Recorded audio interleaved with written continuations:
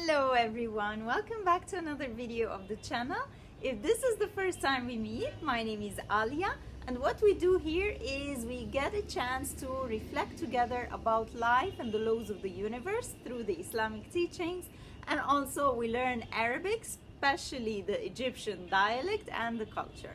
So if you are interested and you haven't already, then make sure to subscribe and don't forget to ring the bell so that you get notified every time I upload a video.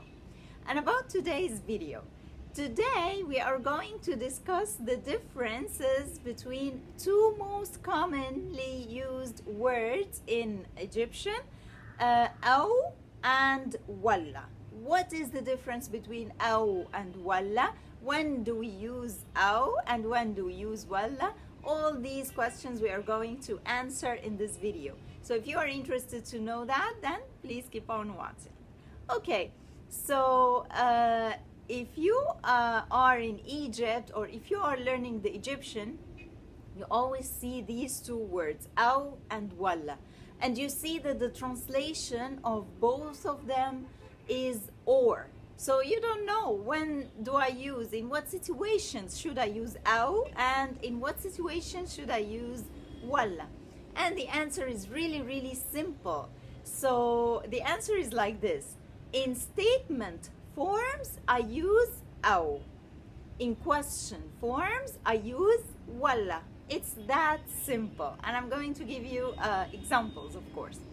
So, for example, we all know that coffee is ahwa, and tea is shay, okay? And we know that I drink ana bashrab. And if I want to ask you, would you like to drink? I simply say tishrab. Okay. Why am I reviewing this with you now? Because we are going to use these words to form the statement or the question form. So if I want to say that I drink coffee or tea, in this case I would say in Egyptian Arabic, ana bashrab, I drink. Ana bashrab ahwa aw shay.